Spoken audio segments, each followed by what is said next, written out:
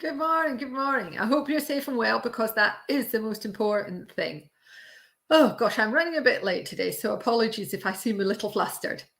Um, some really important news on chemical trade. Mark Rowbotham, who is a proper customs consultant, and obviously I don't get involved in that kind of thing really, but he contacted me last week and we had a catch up with one of our mutual contacts in the industry as well about what's happening on the 1st of January 2022. Because what's happening is the transitional arrangements for import from the EU are changing, and there's a massive amount of hassle involved. You're going to need procedures. HMRC are going to want to audit those procedures, either internally or have someone come in from outside externally. And anyway, Mark has very kindly made a list of the changes. It's a mere 7 pages. So it's well worth a read if you're thinking, how do I cope with this as we get towards the end of things?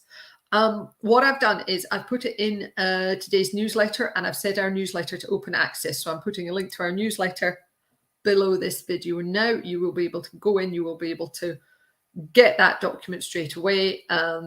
You don't need to sign up for the newsletter if you don't want to. If you do want to, then there's another page on our website that you can do it from. But it's something that we need to get out there because Mark is of the opinion that it is a perfect storm come the 1st of January next year, and the logistics problems we're having at the moment will only get worse. Interestingly, couple of things from other people. Karen McAvoy from Amox Chemicals is trying to send an empty reusable chemical container back to the continent and is having to wait for weeks, just to be able to get space on a ferry for it to go back. So we've got a problem with the amount of capacity in the ferries.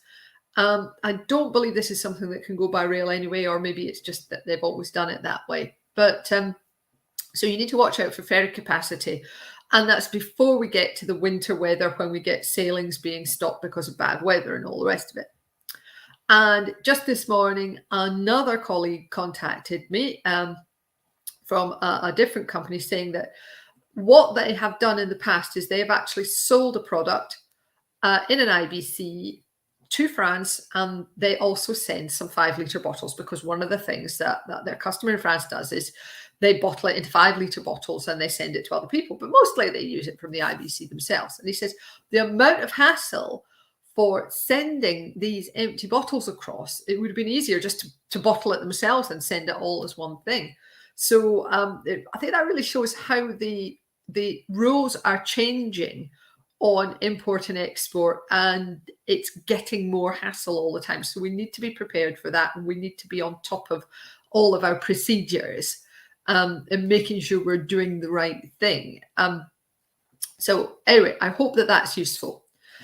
Right, reasons to be cheerful. Well, the Hamlet cigar ads, I went down the rabbit hole on that one. What I discovered was we have some classic Hamlet cigar ads, and then we have other companies who are doing their own version or being inspired by or taking the mickey out of the Hamlet cigar ads that are amusing themselves.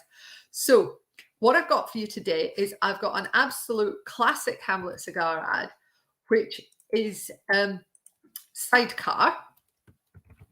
And then tomorrow we've got a competing company which are going to do a different version, but a kind of in a similar feel. So I hope you enjoy this one, and I look forward to chatting to you again tomorrow.